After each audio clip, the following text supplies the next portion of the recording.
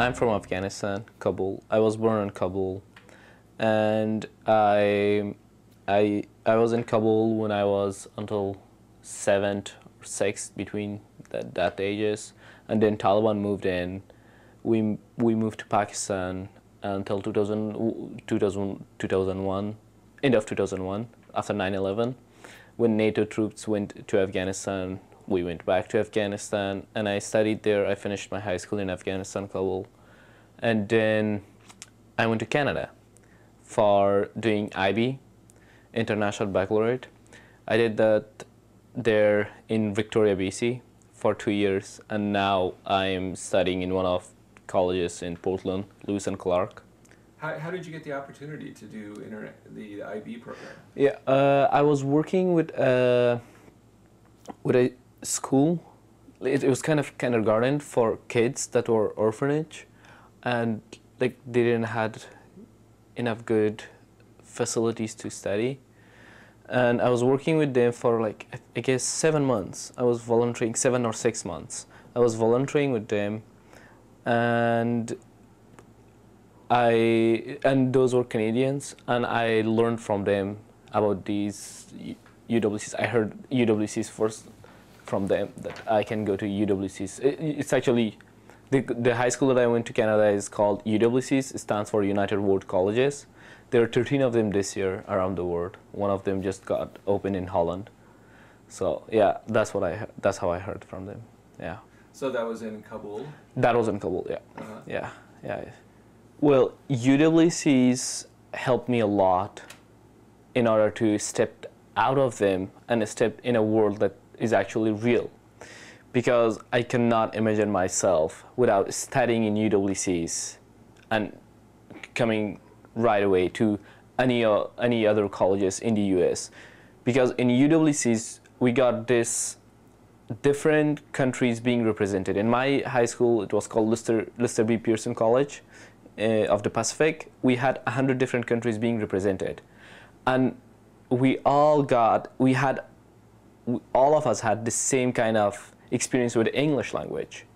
We did not have a good background in it. We did not know like lots of things in English. So that helped me first to fit myself in a society, to speak first English in the society, hear English, think English, speak English, write English, everything.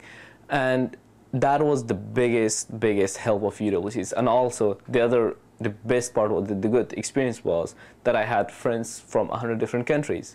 And now I'm definitely sure that I don't know about all of them, but I know about half of them. I know where are they from, but I know where do they live, what are they studying, what are their characteristics about their country a bit.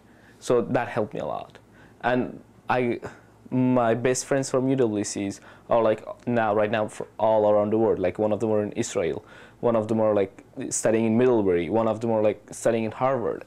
They're like all over the world. So it was a good experience. The thing is, I'm not a person who likes big colleges. I could not survive. And Lewis and Clark is a good college, small college, and it gives me the experience of having close friends again. And the thing is that, again, back to religion, it's impossible I think politically for a Muslim to be a friend of Jewish, but my roommate is a Jewish right now. It's the best experience that I ever had. Back home, we do not have any Jewish or Christians. So when I'm going back home, when I'm saying, oh, my roommate is Jewish, they're like, really? They're kind of surprised because I'm used to it. I'm like, yes, is it weird? And they're like, no, because my family is really liberal. So they're like, oh, we just need to process it in our mind. I was like, yeah, he's Jewish. Or when I'm saying like, oh, I have an atheist friend, they're like, okay. And Lewis and Clark is one of the places that allows me to have more experience like that, to meet different people from different places. And we also have enough UWC kids there.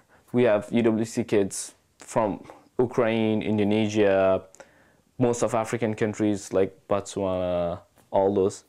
And we have from India international students. We have from Spain, I'm not sure about Spain.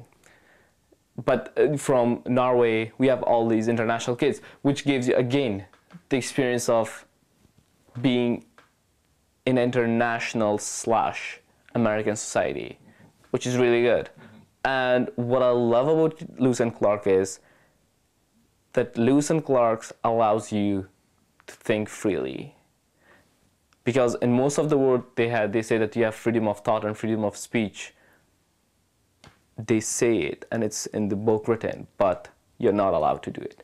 But Lewis and Clark allows you to think freely, say what you want to say, and as far as you're backing it up by evidence, by whatever, but as far as you're accurate, and you're not being a really extreme liberalist or really extreme conservative. So it's really good. I just like that environment in Lewis and Clark, yeah.